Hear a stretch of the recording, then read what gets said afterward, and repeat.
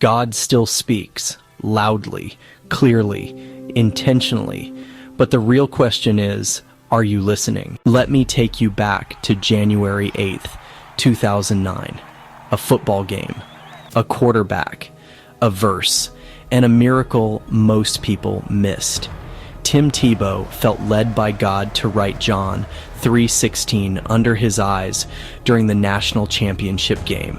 That night, 94 million people Googled the verse. That wasn't coincidence. That was a megaphone from heaven. What if God's been trying to speak through your obedience, but you're too afraid to look different? There's a voice telling you to blend in, to keep faith private, that sharing your faith is too much. It says, don't rock the boat. Jesus said in Matthew chapter 5, verse 14, "You are the light of the world. A city on a hill cannot be hidden." Esther risked her life to speak up for such a time as this. Obedience isn't optional. It's the path to miracles. Ask yourself, what would happen if you fully obeyed? Exactly 3 years later, to the day, Tim Tebow plays in the NFL playoffs.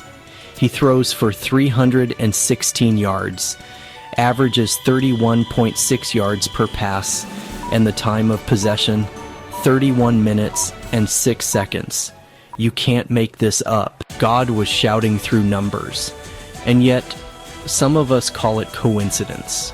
How many miracles in your life have you labeled random instead of God? It's called spiritual dullness. When you're so distracted, so numb, so overloaded, you miss the divine appointments. You scroll past destiny. You silence your own spirit. Proverbs 3 verse 6, "In all your ways acknowledge him, and he will direct your paths." Glorifying Jesus is at the heart of everything. His name is above all names, and his love is boundless. When we lift him up, we experience his presence in a profound way. George Washington. Carver heard God in the woods every morning, and God showed him 300 uses for the peanut. When you listen, he directs the miraculous. He didn't win every game. He got mocked, but he never stopped using his platform for one thing, to glorify Jesus. That day, millions heard the gospel, not through a sermon, but through a symbol. Your platform might not be a stadium, but hey, you've got a family, a feed, a voice. Are you using it, or are you just, wasting it? Culture, it trains us to build our personal brand. Make it about you. Hustle. Stay relevant. But what if that's the distraction that's actually stealing your influence? John the Baptist once said, "He must increase, I must decrease."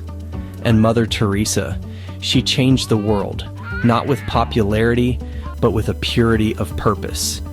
Your platform isn't for ego, it's for eternity. After all the miracles, he was benched, cut, criticized, but he never saw the silence as God's absence. He knew, sometimes, God disrupts your dream to give you a deeper purpose. Maybe things aren't working out because God is rerouting your story to something bigger. The real lie? That success equals God's approval.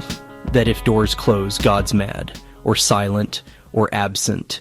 Joseph was sold, imprisoned, forgotten, but in the silence, God positioned him for the palace. Romans 8:28 says all things work together for good, even closed doors, even disappointment. Critics said he wasn't NFL material, too outspoken, too limited, too Jesus-y, but God doesn't pick the qualified, he qualifies the called. Who told you you're not enough? That you're too broken, too late, too ordinary? That voice that says God only uses the elite, the polished, the platformed. It keeps people small, safe, silent. Moses stuttered. David was forgotten. Mary was a teen girl. 1 Corinthians chapter 1, verse 27. God chose the foolish things to shame the wise. You don't have to be perfect, just willing. God is always speaking. Sometimes it's through a game, a moment, a whisper, a storm. The question isn't if he's speaking. The question is, Are you listening? Practical challenge. Take one action this week that says, God, I'm listening. Maybe it's obedience. Maybe it's speaking up. Maybe it's shutting off the noise. Whatever it is, God's already talking. Now it's your turn to respond.